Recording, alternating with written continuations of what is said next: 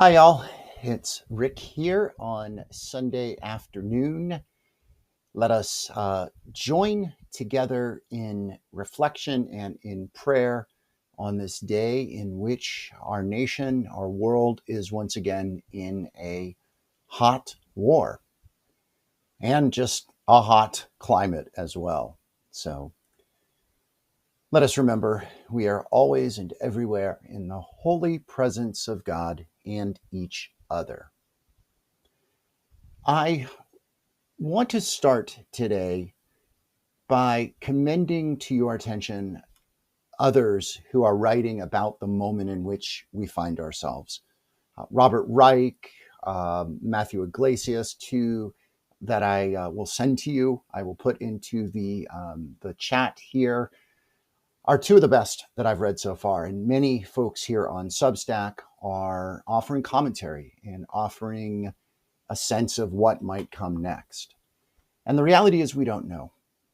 I saw a headline just a little bit ago that Iran is planning, or they voted to close the Straits of Hormuz to shipping. That is immediately going to send gas prices up all over the world. And there we go. So we really don't know where we are. What we do know, and what I want to offer to this community here at Uncommon Communion, is not necessarily commentary on what is going on in the world's events. I'll do some of that.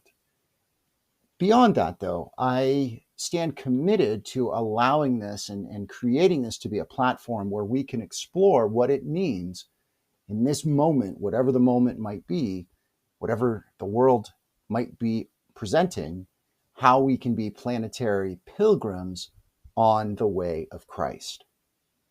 And I take cues again from the world around me. And I received a very strong one again this morning from one of the readings that I do every day. Now, I've shared this with you before. It's an Ignatian Book of Days. I will put a link to it here in the notes. Again, I really recommend that you pick this up. It is one of the best ways that I can start my day. It's thought-provoking, it's prayerful, it's solid, it's in the Ignatian tradition, which is, I think, a wonderful form of prayer. Well, today is a reflection from Pope Francis, who was a Jesuit, an Ignatian himself. And he says this about idols. And I think this is particularly relevant for this moment in which we find ourselves right now, and really even for far more reaching, what is inherent in our human experience.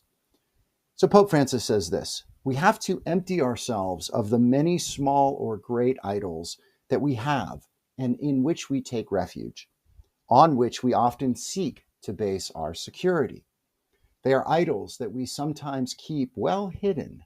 They can be ambition, careerism, a taste for success, placing ourselves at the center, the tendency to dominate others, the claim to be the sole masters of our lives, some sins to which we are bound, and many others. This evening, I would like a question to resound in the heart of each one of you, and I would like you to answer it honestly. Have I considered which idol or idols lies or lie hidden in my life? And that comes from Pope Francis, one of his writings, The Church of Mercy. And this idea of idols, I think, is something that is hidden in plain sight right in front of us. And I think it's a core aspect of the human condition. You know, if you think about the Ten Commandments, the very first commandment, and if you think about the Ten Commandments, maybe like an ingredient list, like, you know, most important or the most present, the most necessary to, you know, to the least down the line, like you find on the back of a package of food, the very first commandment is have no false gods before me. In other words, don't have idols. Don't put anything into the place of God in that God-shaped hole that every human being has within us. Don't put a false idol. Don't put something lesser, quite honestly, than God. One of the most interesting takes that I have found recently about this idea of idolatry, and I'll say right up front, I do not think we talk enough about this in our spiritual spaces. And by that, I mean the churches, of course, but even in recovery rooms and in all of the places where we are seeking to speak and exist at a deeper level, I don't think we talk about this enough. So when I found this book a few years ago, I was very much intrigued by it. It's called Strange Gods, Unmasking the Idols in Everyday Life, and it's by Elizabeth Scalia. Now, I will say it is a few years old, so it might be a little bit dated. It came out in 2013. If anything, the part that's dated is the cultural references. It is, I think, even more relevant now more than ever, especially perhaps for younger folks and technology and the ways they use it. It's relevant, though, to all of us, every generation. And I also will say this up front. I don't love, she comes from a fairly traditionalist Catholic background, and I don't love some of the specific commentary that she has in here. That said, I appreciate that she wrote this, and I appreciate her clarity in defining what an idol is. So I want to read that to you just a little bit here. So this is on page 7. And she says this. She said, if God created humankind in God's own image, we humans tend to create gods in our own image. Or perhaps more correctly, we humans create gods so reflective and shiny, they keep us looking at themselves. A little bit further on, she goes to put a more just a clear, just kind of lay down a definition. She says on the next page, I've come to believe that an idol is an idea fleshed out or formed by craftiness and a certain needy self-centeredness. She goes on to refer to probably the most famous idol in all of Scripture, all of history. The golden calf, constructed by the Jews in Exodus, was a creation forged from the valued possessions of a confused, frightened people who, alone in the desert, sought something upon which they could project the qualities they imagined in themselves. The reflective gold gave them affirmation of their strength and greatness, which they could confirm with their own eyes mirrored back at them. I think this is an important aspect of idol. I think in the most truest sense, the idol is something that we can control, right? Because ultimately, God is mystery. God is beyond our control. God is God, right? There's nothing else like that. And yet, we want control as humans. So we make these little false gods. And yet we do more. And I think this is what is so relevant in this moment as a profoundly narcissistic leader who very clearly has a cult following, who is an idol, an actual idol to millions of Americans, perhaps as many as a third of our population, as he takes us to a war and is going to follow up whatever comes next, who's going to be our leader through this, right? Our commander in chief. So I think understanding the function of idolatry and how it is wielded, what it is about, is vital right now.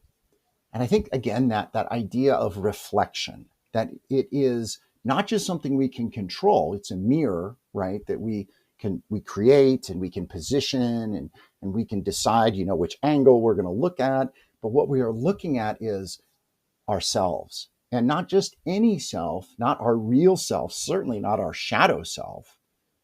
We're looking at our idealized or idealized, doesn't roll off the tongue, self. So again, we're going to see that. We have seen that, and we're going to see that. And I fear we're going to see it in an increasingly authoritarian way. And we're going to see it by, people who claim that they follow the one true living God. And yet they don't. They follow an idol. Those who are MAGA, who proclaim their support and their allegiance to this increasingly, I think, disturbed and dementia ridden, I think it's becoming clear, individual, right? And also we as a society, when a society goes to war, and we are at war, make no mistake about it, things change as far as how they uphold leaders and what happens. So again, I think this is very relevant for where we are today, where we find ourselves right now, and I hope gives us some context and a framework for understanding and navigating whatever might happen next. I want to close with a very short set of words, but I think hard hitting, from another source that I read each day and that I've quoted before. This is the Meister Eckhart book. And he talks about Jesus clearing the temple. And again, I think that is such an important passage for us because it shows Jesus performing civil and religious disobedience. We see Jesus as doing, an act of disruption that I think we all can learn from. And there's a lot going on there. There's actually a lot of, if you look at the cultural interpretation of that, there's a lot of religious and economic, especially, things that are happening that Jesus is reacting to. I think also there is reacting to a sense of idolatry, right? That Jesus is taking out the idols of money, the idols of commerce, and so forth. And Eckhart reminds us in a very short little prayer here what Jesus is doing and why Jesus does it. He doesn't use the word idol, but I think it's implicit here. And what is the goal that Jesus is doing this for? So here we go. We end with this. It says, there is no need to wonder why Jesus threw everyone out of the temple that day. He wanted it empty. The temple is inside of you, and the Lord wants it all to God's own self.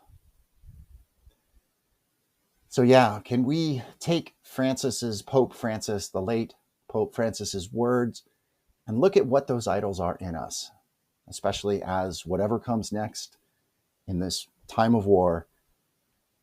Let us remember again that we are always and everywhere in the holy presence of God. I think it's good to begin with that and to end with that today. Blessing and good, be gentle, be well.